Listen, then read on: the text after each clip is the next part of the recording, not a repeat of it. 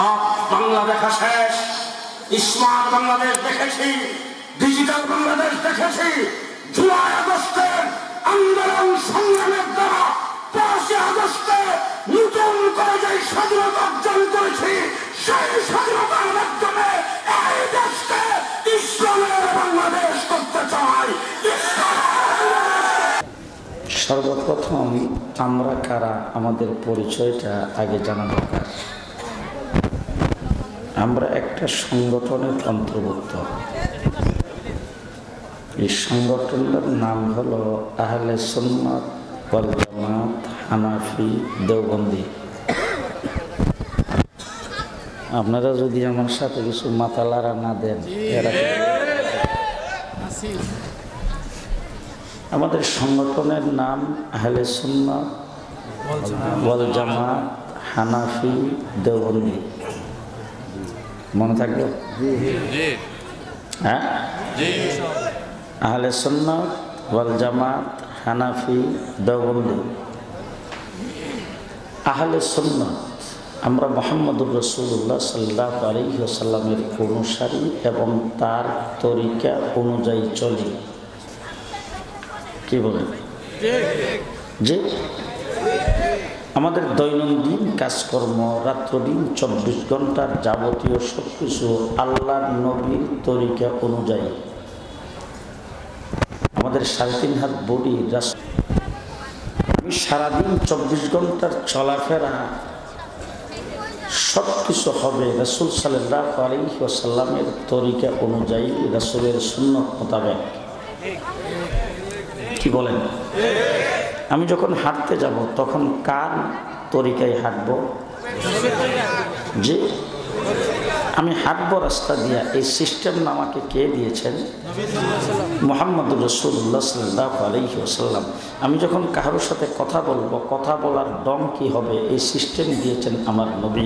আমি যখন কোথাও বক্তৃতা দিব, বক্তৃতা দেওয়ার তরিকা কি হবে, সিস্টেম দিয়েছেন মুহাম্মদুর রাসূলুল্লাহ। আমি যখন রাজনীতি করব, তখন রাজনীতি আমার কি হবে, আমি একজন ইমানদার মুসলমান হিসাবে, সেটাও দিয়েছেন মুহাম্মদুর রাসূলুল্লাহ। আমি যখন খানা খাবো, আমার খানা খাওয়ার সিস্টেম কি হবে, সেটাও দিয়েছেন আমার নবী। আমি যখন গোসল করব, আমার গোসল করার সিস্টেম কি হবে, সেটাও দিয়েছেন আমার নবী। আমি যখন প্রস্রাব পায়খানা করব, আমি যখন দোকানদারি করব, দোকানদারির সিস্টেমও দিয়েছেন আমার নবী। আমি যখন ব্যবসা বাণিজ্য করব, ব্যবসা বাণিজ্যের সিস্টেমও দিয়েছেন আমার নবী। আমি সর্দারি মাতবরি করব, সেই সিস্টেমও দিয়েছেন আমার নবী। আমি বিবাহ শাদী করব, বিবাহ শাদীর সিস্টেমও দিয়েছেন আমার নবী। আমি যখন সন্তানাদি জন্ম দিব, তাদের লালন পালন তরিকা কি হবে, সেটাও দিয়েছেন আমার নবী। আমার মেয়ে বিয়ে দিব, ছেলেকে বিয়ে করব, সেই সিস্টেমও দিয়েছেন আমার নবী। ঠিক না বে ঠিক? সংক্ষেপে কথা বলতে চাই, রাসূল সাল্লাল্লাহু আলাইহি ওয়াসাল্লাম মেয়ে, হুজুরের ঘরে মেয়ে সন্তান জন্মগ্রহণ করছিল তো? জি, একটা মেয়ের নাম বলেন তো? হযরতে ফাতেমা রাদিয়াল্লাহু তাআলা আনহা। হযরতে ফাতেমাকে রাসূল লালন পালন করছেন কিনা? হযরতে ফাতেমাকে বিয়ে দিয়েছেন কিনা? ফাতেমার ঘরে বাচ্চা কাচ্চা হয়েছে কিনা? নাতিদেরকে রাসূল সাল্লাল্লাহু আলাইহি ওয়াসাল্লাম দেখছেন কিনা? তাদেরকে আদর স্নেহ করছেন কিনা? এবার জিজ্ঞেস করতে চাই, রাসূল সাল্লাল্লাহু আলাইহি ওয়াসাল্লামের যে নিজে বিয়ে করেছেন, বিয়ে করার পরে তারপর সন্তান হচ্ছে, সন্তানকে তিনি বিয়ে দিয়েছেন, এটা কি আপনি আমি দেখছি? যে আমাদের হাফিজ জি হুজুর দেখছেন, মুফতি ফজলুল হক আমিনী সাহেব দেখছেন, আল্লামা আহমদ শফি দেখছেন, আপনাদের টিকিরপুর মাদ্রাসার মুহতামিম সাহেব দেখছেন। দেখছেন কে? কে দেখছেন বলেন? আরে বাবা, 2 বছর পর্যন্ত হাসিনার মেহমান খানায় ছিলাম, এরপর নিয়ত করে এসেছি নিজে সব কথা ওয়াজের মধ্যে আর কইতাম না, কিছু শ্রোতাদের দিয়া কম, কারণ সামনে যদি আবার কোনোদিন যাইতে হয় আপনাদের শুদ্ধা একা যাইতে রাজি না। এই জন্য কিছু আপনারা কইবেন, কিছু আমি কমো। রাসূল সাল্লাল্লাহু আলাইহি ওয়াসাল্লাম নিজে গোসল করেছেন, সেটা কে দেখছে? হুজুর খানা খাইছেন, দেখছেন কে? রাসূল নামাজ পড়ছেন, দেখছেন কে? রাসূল উযু করছেন, দেখছেন কে? হুজুর আকরাম সাল্লাল্লাহু আলাইহি ওয়াসাল্লাম ইস্তেঞ্জা করছেন, কে দেখছেন? আমার নবীর 24টা ঘন্টার চলাফেরা যাবতীয় সব কিছু দেখছেন সাহাবায়ে কেরাম। সাহাবায়ে কেরাম রাসূল সাল্লাল্লাহু আলাইহি ওয়াসাল্লামকে দেখছে, দেখা রাসূল যেইভাবে আমল করেছেন, সাহাবায়ে কেরাম সেইভাবে আমল করেছেন। ঠিক না বে ঠিক? তাই আমি যখন রাসূল সাল্লাল্লাহু আলাইহি সাল্লামের জিন্দেগির উপর আমল করব, রাসূলের সুন্নাত যখন আমি পালন করব, রাসূল সাল্লাল্লাহু আলাইহি সাল্লামের কোনো একটা হাদিসের উপর যখন আমি আমল করব, রাসূল সাল্লাল্লাহু আলাইহি সাল্লাম কোনো একটা কাজ করছেন সেই কাজটা যখন আমার জীবনের মধ্যে আমি বাস্তবায়ন করব, তখন সেইটার নমুনা নিতে হবে কার কাছ থেকে? বলেন বলেন, কার কাছ থেকে নিতে হবে? সাহাবায়ে কেরামের কাছ থেকে নিতে হবে। রাসূল নামাজ পড়েছেন আমি দেখি নাই, এখন রাসূল নামাজটা কিভাবে পড়ছেন সেটা আমি জিন্দেগি কার জিন্দেগির থেকে নেব? সাহাবায়ে কেরামের জিন্দেগির থেকে। এই জন্য আমাদের পরিচয় হলো আহলে সুন্নাত ওয়াল জামাত। ওয়াল জামাতের দ্বারা অর্থ হলো সাহাবায়ে কেরাম। আমরা আল্লাহর নবীর অনুসারী সাহাবায়ে কেরামের মাধ্যমে, আমরা আল্লাহর নবীর অনুসারী, সাহাবী যেইভাবে অনুসরণ করেছেন, আমরা আল্লাহর নবীর তরিকা মানি, সাহাবী যেইভাবে মানছেন, আমরা আল্লাহর নবীর সাল্লাল্লাহু আলাইহি সাল্লামের প্রতিটা সুন্নতের উপর আমল করি, সাহাবী যেইভাবে আমল করেছেন। ঠিক না ঠিক? এবার জিজ্ঞেস করতে চাই, সাহাবায়ে কেরামের যে আমলটা, সেই আমলটা আমাদের পর্যন্ত পৌঁছাইবার জন্য কোনো একটা মাধ্যম আছে না নাই? আছে না নাই? রাসূলুল্লাহ সাল্লাল্লাহু আলাইহি ওয়াসাল্লামের হাদিসের মধ্যে বলছেন, আনা মাদিনাতুল ইলমি আলিয়ু বাবুহা, আমি হইলাম এলেমের শহর, আলী হইল সেই এলেমের দরজা। আমি এলেমের শহর, আলী হইল সেই এলেমের দরজা। তো মুহাম্মদুর রাসূলুল্লাহ সাল্লাল্লাহু আলাইহি ওয়াসাল্লাম যখন ইন্তেকাল করেছেন, তখন এই উম্মতের দায়িত্বভার কে গ্রহণ করেছেন? সাহাবায়ে কেরাম। হযরত আবু বকর সিদ্দিক কে গ্রহণ করেছেন? আবু বকর সিদ্দিক। আবু বকর সিদ্দিক আমিরুল মুমিনিন খলিফাতুল মুসলিমিন হওয়ার পরে তিনি রাষ্ট্র চালাইছেন কি ঢাকা থেকে? মুন্সিগঞ্জ, চিটাগাং, কোথায়? মদিনায়। তিনি রাষ্ট্র পরিচালনা করছেন মদিনার থেকে। ইমামতি করছেন বুধ বাইতুল মুকাররম। ইমামতি করছেন কোথায়? রাসূলের মুসল্লায় মদিনাতে। তাহলে ইমামতি করছেন মদিনায়, রাষ্ট্র পরিচালনা করেছেন মদিনায়। তিনি ইন্তেকাল করেছেন মদিনায়, দাফন করা হয়েছে রওজাতুম মিন রিয়াজিল জান্নাহ মদিনায়। 2 নম্বর খলিফা হযরত উমর ইবনুল খাত্তাব, তিনি আমিরুল মুমিনিন খলিফাতুল মুসলিমিন হইয়া রাষ্ট্র পরিচালনা করছেন মদিনায়, ইমামতি করেছেন মদিনায়। তারপরে তিনি শাহাদাত বরণ করেছেন রাসূলের মুসল্লায় মেহরাবে মদিনায়, তাকে দাফন করা হয়েছে রওজাতুম মিন রিয়াজিল জান্নাহ রাসূলের পাশে মদিনায়। 3 নম্বর খলিফা হযরত উসমান, তিনিও আমিরুল মুমিনিন খলিফাতুল মুসলিমিন হইয়া রাষ্ট্র পরিচালনা করছেন মদিনায়, ইমামতি করছেন মদিনায়, শাহাদাত বরণ করেছেন মদিনায়, দাফন করা হয়েছে জান্নাতুল বাকিতে মদিনায়। 4র্থ খলিফা হযরত আলী, আলীও বাবুহা, আলী হইল ইলমের দরজা। তিনি আমিরুল মুমিনিন খলিফাতুল মুসলিমিন হইয়া দরজা খুলছেন যাইয়া কুফায়। কোথায়? রাষ্ট্র পরিচালনা করছেন কুফার থেকে, ইমামতি করেছেন কুফায়, মাদ্রাসা কায়েম করেছেন কুফায়, সৈন্য প্রেরণ করেছেন কুফার থেকে। কুফা হইল আরব আর আজমের বর্ডার, এটা হইল আরব আর আজমের বর্ডার। ওই বর্ডারে আইসা তিনি দরজা খুলেছেন। আল্লাহর নবী এলেম নিয়ে আসছেন, সেই এলেম যাতে আরবরও উপকৃত হয়, আজমরও উপকৃত হয়, এই জন্য তিনি আইসা এখানে দরজা খুলেছেন। হযরত আলী রাদিয়াল্লাহু তাআলা আনহু 4র্থ খলিফা, আমিরুল মুমিনিন খলিফাতুল মুসলিমিন, তিনি দরজা যেখানে খুলছেন, খুইলা যখন এলেম এই দরজা দিয়ে বের হয়েছে, যেই জায়গায় হযরত আলী রাদিয়াল্লাহু তাআলা আনহু শাহাদাত বরণ করেছেন, আলীকে যেখানে দাফন করা হয়েছে, সেই জায়গায় ইমামে আজম আবু হানিফার জন্মগ্রহণ করেছেন। হযরত ইমামে আজম আবু হানিফা রাহমাতুল্লাহি আলাইহি ওই জায়গায় জন্মগ্রহণ করে হযরত আলীর দরজা দিয়ে এলেম বের হয়েছে। আর এই উম্মতের জন্য সাহাবায়ে কেরামের পূর্ণ আমলটাকে মাসলা মাসাইল আকারে, কোন আমলটা, কোন হাদিসের আমল সাহাবী কিভাবে করেছেন, কোন হাদিসের আমল সাহাবী কিভাবে করেছেন, রাসূল সাল্লাল্লাহু আলাইহি ওয়াসাল্লাম একটা জিনিস বলছেন, সাহাবী কিভাবে আমল করেছেন, রাসূল একটা জিনিস নিজে করেছেন, সাহাবী কিভাবে আমল করেছেন, সাহাবায়ে কেরামের গোটা আমলটাকে উম্মতের জন্য মাসলা মাসাইল হিসাবে লিপিবদ্ধ করে এই উম্মতের জন্য 13 লক্ষ মাসালা লিখে দিয়েছেন। এবার আসুন তো আমাদের পরিচয়টার সাথে মিলি কিনা। আমাদের পরিচয় আহলে সুন্নাত ওয়াল জামাত, হানাফি, আমরা ইমামে আজম আবু হানিফা রাহমাতুল্লাহি আলাইহির অনুসারী। ঠিক না বেঠিক? আমরা ওই মাযহাবের লোক। ঠিক না বেঠিক? এবার হযরত ইমাম আজম আবু হানিফা রাহমাতুল্লাহি আলাইহি মাসলা মাসাইলগুলি লিখে দিয়েছেন। এবার জিজ্ঞেস করতে চাই, রাসূল সাল্লাল্লাহু আলাইহি ওয়াসাল্লামের পরে পৃথিবীতে আর নবী আসবেন কয়জন? একজনও না। জি, কিয়ামত পর্যন্ত কোনো নবী আসবে না।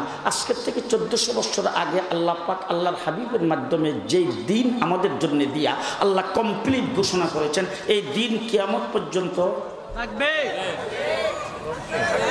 কিয়ামত পর্যন্ত চলবে। তার মধ্যে বোধহয় কিছু কাটছাট হবে, জি কিছু জিনিস কমবে, কিছু জিনিস বাড়বে। আচ্ছা, আজকের থেকে 1400 বছর আগে রাসূল সাল্লাল্লাহু আলাইহি ওয়াসাল্লাম যা দিয়ে আমল করেছেন, সাহাবায়ে কেরাম রাসূলের সাথে যে আমলগুলি করেছেন, এই আমলগুলির মধ্যে কোনটা কমছে কোনটা বাড়ছে? বলেন দেখি। হুজুরের যুগে বোধহয় গোসলের ফরজ ছিল 21টা, এখন মনে হয় আছে 3টা। জি, আল্লাহর নবী গোসলের ফরজ ছিল কয়টা? সাহাবায়ে কেরামের জন্য গোসলের ফরজ কয়টা? তাবিনদের জন্য গোসলের ফরজ কয়টা? আমাদের জন্য কয়টা? কিয়ামত পর্যন্ত থাকবে কয়টা? কোনো কমবেও না বাড়বেও না। রাসূলের সময়ে ফজরের নামাজ ছিল 4 রাকাত, এখন পর্যন্ত আছে 4 রাকাত। মুহাম্মদুর রাসূলুল্লাহ সাল্লাল্লাহু আলাইহি ওয়াসাল্লামের সময়ে উযুর ফরজ ছিল 4টা, এখনো আছে 4টা। রাসূল সাল্লাল্লাহু আলাইহি ওয়াসাল্লামের যুগে তায়াম্মুমের ফরজ ছিল 3টা, এখনো আছে 3টা। নামাজের ফরজ, ওয়াজিব, সুন্নত মুহাম্মদুর রাসূলুল্লাহ সাল্লাল্লাহু আলাইহি ওয়াসাল্লামের সময় যেইভাবে ছিল এখন পর্যন্ত এইভাবেই আছে। সামান্যতম কোনো বাড়েও নাই কমেও নাই। ঠিক না বেঠিক? ঠিক না বেঠিক? দিলা কলুপের সুন্নত রাসূলের সময় যা ছিল এখনো তাই আছে। মিসওয়াকের সুন্নত রাসূলের সময় যা ছিল এখনো তাই আছে। চোখের সুরমা লাগাইবার সুন্নত রাসূলের সময় যা ছিল তখন এখনো তাই আছে। সামান্যতম কোনো রাসূল সাল্লাল্লাহু আলাইহি ওয়াসাল্লামের দিনে সামান্যতম কোনো বাড়েও নাই কমেও নাই। 1400 বছর পর্যন্ত একই রকম আছে না নাই? আছে না নাই? তাহলে বাড়ানো যাবে না, কমানো যাবে না। ভিতর থেকে যদি কেউ কাটসাট করে কিছু বের করতে চাই তাকে দেওয়া যাবে, আর যদি কেউ কিছু ঢুকাইতে চাই তাইলে কি দেওয়া যাবে? আরো জোরে কম। তাহলে দিন কিয়ামত পর্যন্ত থাকবে, দিনের মূল্য বেশি না কম? এবার জিজ্ঞেস করতে চাই, মূল্যবান কোনো জিনিস যদি হয় তাহলে সেই জিনিসটার তো কোনো পাহারাদারি লাগে না? লাগবে। জি লাগবে। পাহারাদারি লাগে কিনা জোরে কম? যত বেশি মূল্যবান তার পাহারাদারি তত বেশি। বাংলাদেশের বঙ্গভবন মূল্যবান কম না বেশি? পাহারাদার 23,000। 23,000 কথা কয় না? ঠিক না ঠিক? তাইলে যেটা বেশি মূল্যবান সেটার পাহারাদারি তত বেশি। দিন সবচেয়ে বেশি মূল্যবান, কোরআন সবচেয়ে বেশি মূল্যবান। রাসূল সাল্লাল্লাহু আলাইহি ওয়াসাল্লাম কিয়ামত পর্যন্ত সময়ের জন্য নবী, তার নবীর নবুয়তি তরিকা কিয়ামত পর্যন্ত থাকবে, তার মধ্যে বাড়বেও না কমবেও না। সুতরাং কিয়ামত পর্যন্ত দিনের পাহারাদারি করা লাগবে, যাতে কেউ দিনের ভিতরে কিছু ঢুকাইতে না পারে, যাতে কেউ দিনের থেকে কিছু বের করতে না পারে। আল্লাহ পাক যুগে যুগে উলামায়ে কেরামকে দিয়ে সেই দিনের পাহারাদারি করেছেন। উলামায়ে কেরাম দিনের পাহারাদারি করেছেন নিজের জান এবং মালকে বাজি লাগাইয়া। ঠিক কিনা বলেন?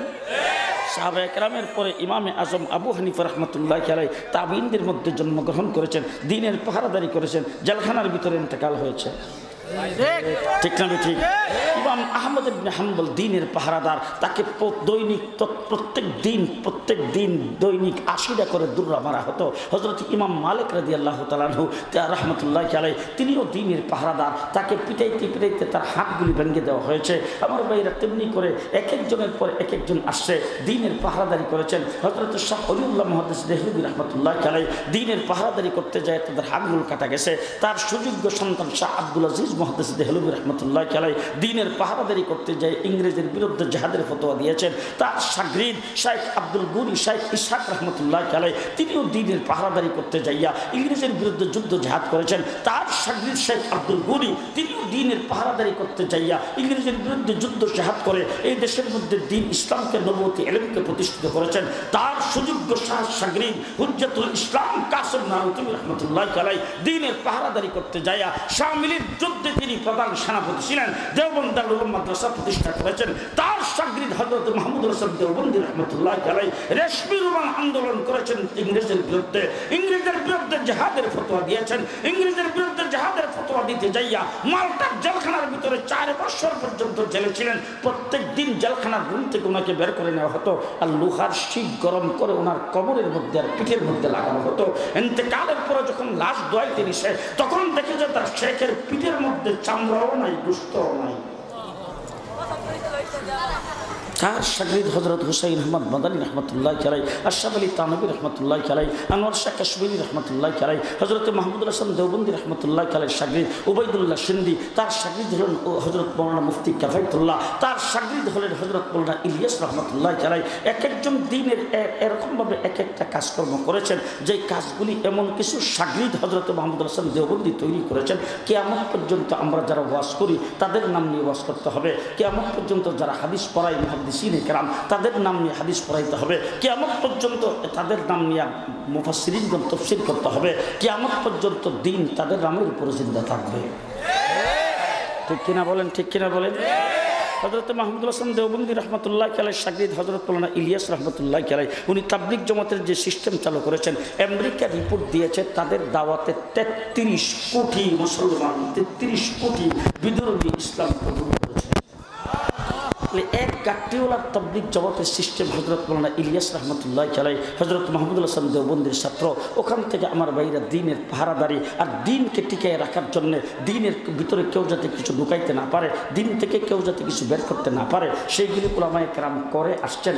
আস্তে আস্তে আসছে এই দেশ যখন ইংরেজ দখল করেছে, সর্বপ্রথম ইংরেজের বিরুদ্ধে যুদ্ধের ফতোয়া দিয়েছেন, যুদ্ধের ঘোষণা দিয়েছেন। এই দেশের কোনো লিডার কিন্তু দেয় নাই, কোনো রাজনৈতিক দলের নেতা কিন্তু দেয় নাই। এই যুদ্ধের ঘোষণা দিয়েছেন ইংরেজের মতো গোটা পৃথিবী বিখ্যাত শক্তির বিরুদ্ধে। হযরত শাহ আব্দুল আজিজ মুহাদ্দিস দেহলভী রহমতুল্লাহ আলাইহি যুদ্ধের ঘোষণা দিয়েছেন মসজিদের মিম্বর থেকে, দিল্লির জামে মসজিদের মিম্বর থেকে। শাহ আব্দুল আজিজ বলেছেন, ভারত দারুল হরব হয়ে গেছে, এই দেশকে স্বাধীন করার জন্য মুসলমানদের যুদ্ধ করা ফরজ। মুসলমানরা এই দেশকে আজাদ করার জন্য পৌনে 200 বছর লড়াই করে আমরা এই দেশকে আজাদ করেছি।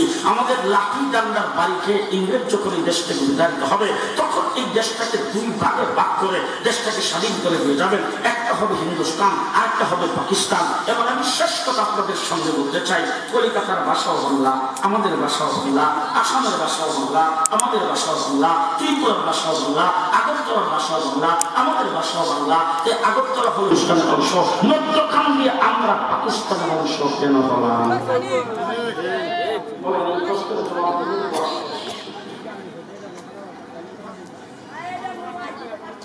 বুঝেন, আমাদের ভাষাও বাংলা, কলিকাতার ভাষাও বাংলা, আমাদের ভাষাও বাংলা, আগরতলার ভাষাও বাংলা, আমাদের ভাষাও বাংলা, আসামের ভাষাও বাংলা। এই বাংলা ভাষাভাষী অঞ্চল কলিকাতা হলো হিন্দুস্তানের অধীনে, হিন্দুস্তানের অন্তর্গত। আমরা কেন পাকিস্তান?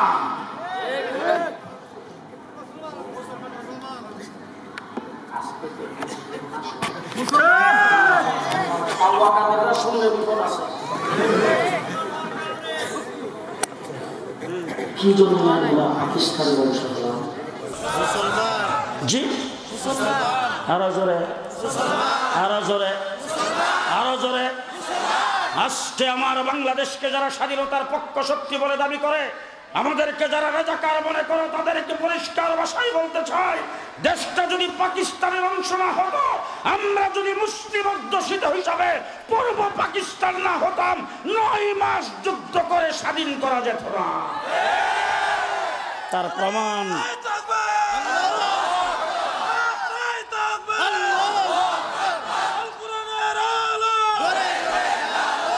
প্রমাণ যদি জানতে চাও, তার প্রমাণ যদি দেখতে চাও, কাশ্মীরের দিকে তাকাও। 70 বছর যাবৎ লড়াই করতেছে, লক্ষ লক্ষ মানুষ জীবন দিয়েছে, শিশু বাচ্চারা পর্যন্ত জীবন দিচ্ছে, এখনো স্বাধীনতা অর্জন করতে পারে নাই। ঠিক না বেঠিক? আসামের দিকে তাকান, 40 বছর পর্যন্ত লড়াই করতেছে। ত্রিপুরার দিকে তাকান, 40 বছর পর্যন্ত লড়াই করতেছে, স্বাধীনতা অর্জন করতে পারে নাই। আমরাও যদি হিন্দুস্তানের অংশ হতাম, 71 স্বাধীনতা অর্জন করতে পারতাম না। তাহলে আমরা স্বাধীনতার মূলে কারা? কি স্বাধীনতার মূলে হলো আমরা মুসলমান। কথা কয় না? ঠিক না বেঠিক? স্বাধীনতার মূলে হলো আমরা মুসলমান। আমরা মুসলমান হিসাবে দেশকে আমরা স্বাধীন করেছি। আজকে বাংলাদেশটা স্বাধীন মুসলমান হওয়ার কারণে। ঠিক কিনা বলেন? ঠিক কিনা বলেন? এই দেশ থেকে স্বাধীনতা যখন আমরা যখন মুসলমান হওয়ার কারণে যখন স্বাধীন, তখন এই দেশটার থেকে ইসলামকে উৎখাত করার জন্য সারা নাস্তিক মুরতাদ সমস্ত পরাশক্তি চতুর্দিক থেকে ষড়যন্ত্র শুরু করে দিয়েছেন। সবচাইতে বেশি ষড়যন্ত্র করেছেন এই দেশ থেকে ইসলামকে উৎখাত করার জন্য ভারত। ঠিক কিনা বলেন? ঠিক কিনা বলেন? আজকে আমার বাংলাদেশ গত 15টা বছর কোন ওয়াজ মাহফিলের স্টেজ আমাদের জন্য নিরাপদ ছিল না। আপনাদের এই নবাবগঞ্জ, বন্ধুরা, এই সমস্ত এলাকায় অনেকবার এসেছে।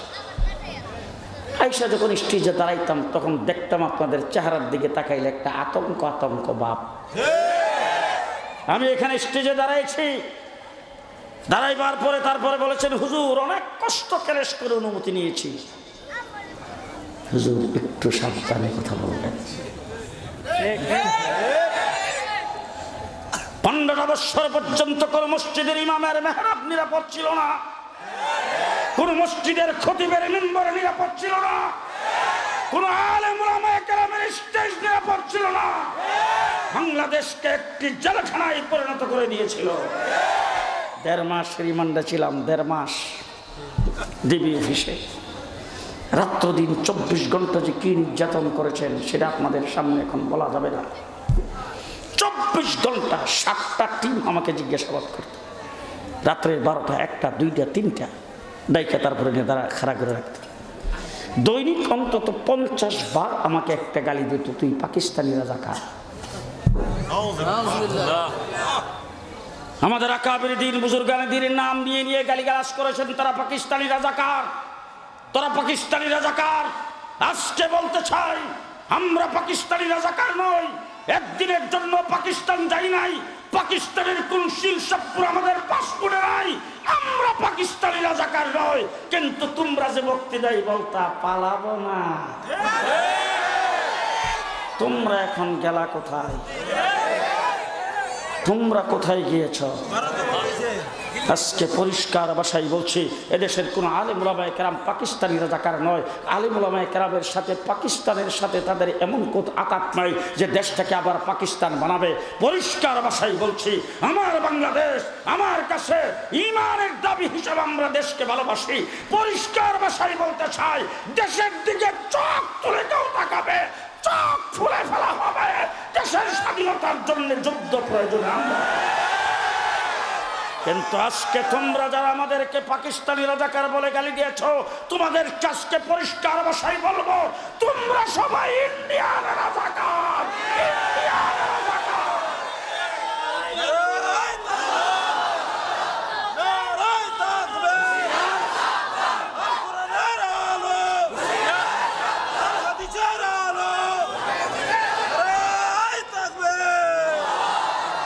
যাদেরকে পাকিস্তানি রাজাকার বলেছ তাদের দ্বারা বাংলাদেশ হুমকির সম্মুখীন নয়।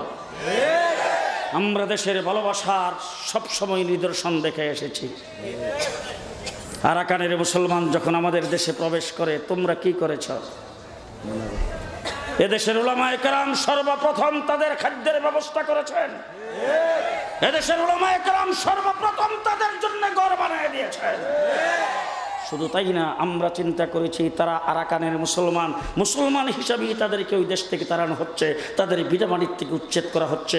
এখন যদি তারা আমাদের বাংলাদেশে এসে তাদের মুসলমানিত্ব যদি ঠিক না থাকে, হাসরের ময়দানে যাইয়া তারা আল্লাহর সামনে দাঁড়ায় বলবে, আল্লাহ, পার্শ্ববর্তী মুসলিম দেশে আমরা আমাদের ইমানের হেফাজতের জন্য গিয়েছিলাম, তারা আমাদের ইমানের হেফাজত করতে দেয় নাই। এই জন্য আমরা তাদের প্রত্যেকের ঘর বানাইবার সাথে সাথে মসজিদ মাদ্রাসারও ব্যবস্থা করেছি।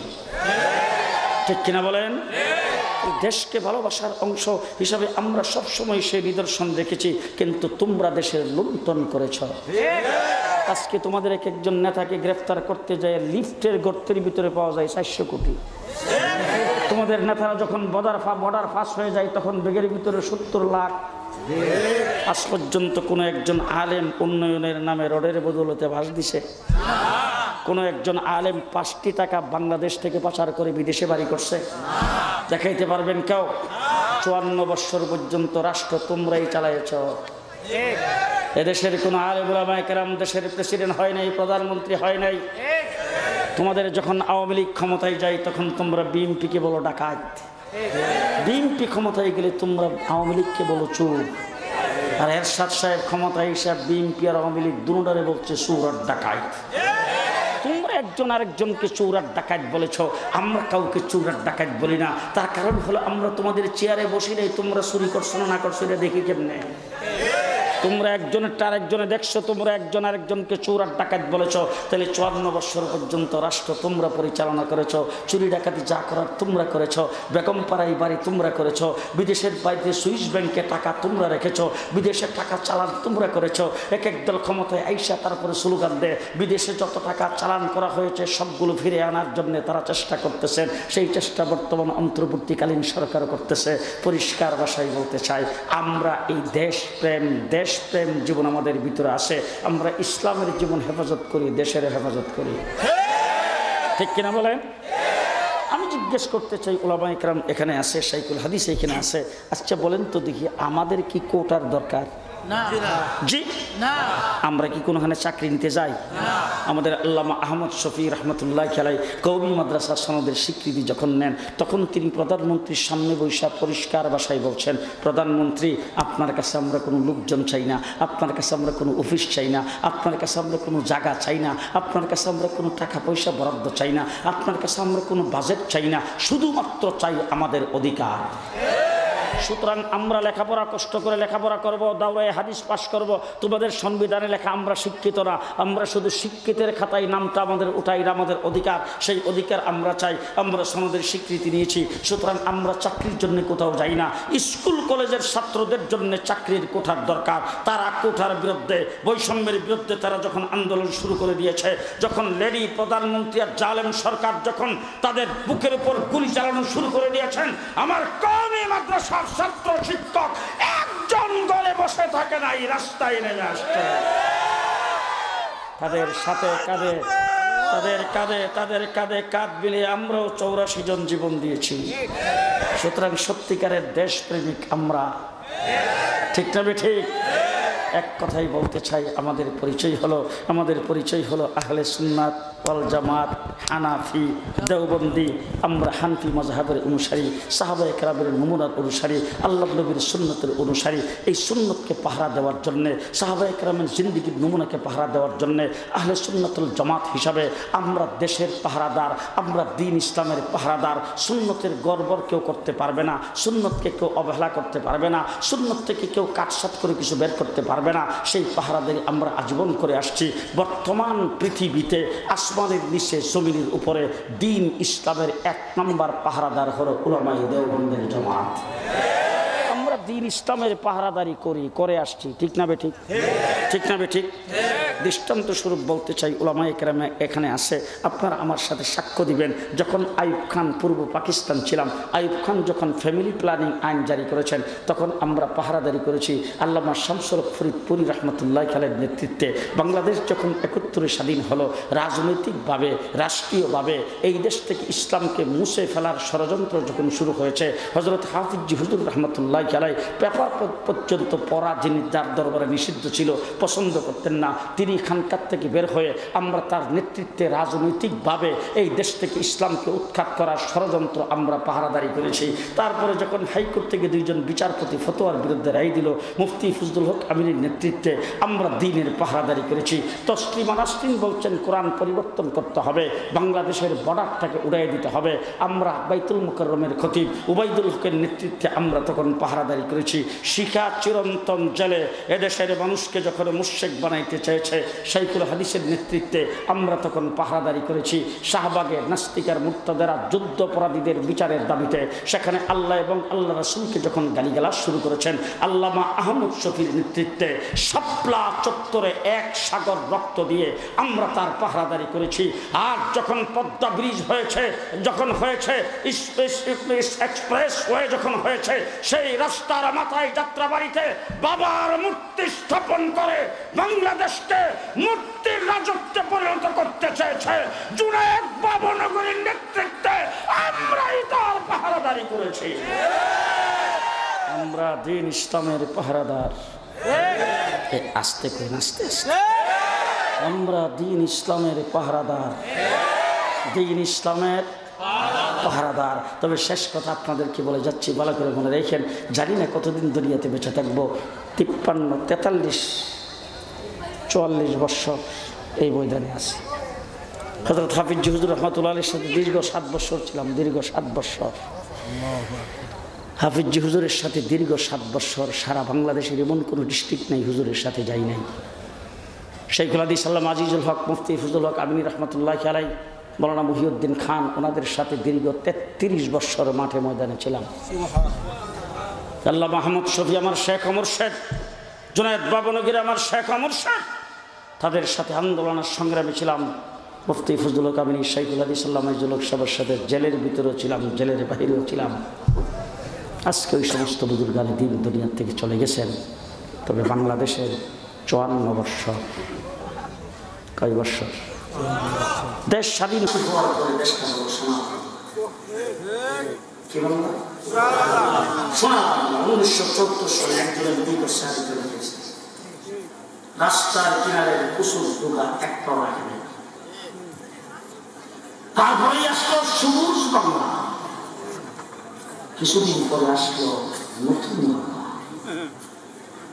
লেডি প্রধানমন্ত্রী ক্ষমতায় এসে ঘোষণা দিল আধুনিক বাংলাদেশ, এরপরে ঘোষণা দিল মডার্ন বাংলাদেশ, তারপরে ঘোষণা দিল ডিজিটাল বাংলাদেশ। পদ্মা ব্রিজ উদ্বোধন করার সময় ঘোষণা দিয়েছেন স্মার্ট বাংলাদেশ।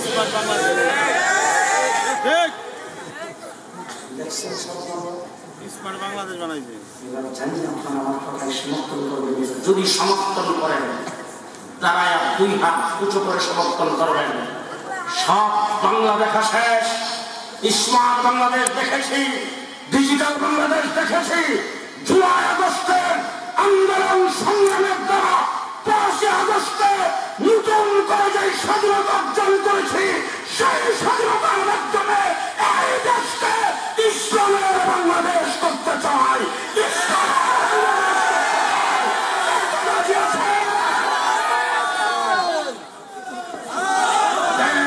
ইসলামের বাংলাদেশ। জয় বাংলা বলে কোন স্লোগান বাংলার মাঠে মানে তাকে দেখবেন কাওয়া কাদের দলের লোক আছে কিনা। যদি কথা না বলেন মনে করবেন যে হে দলের লোক। জয় বাংলার কোন স্লোগান বাংলার মাঠে দেওয়া হবে না।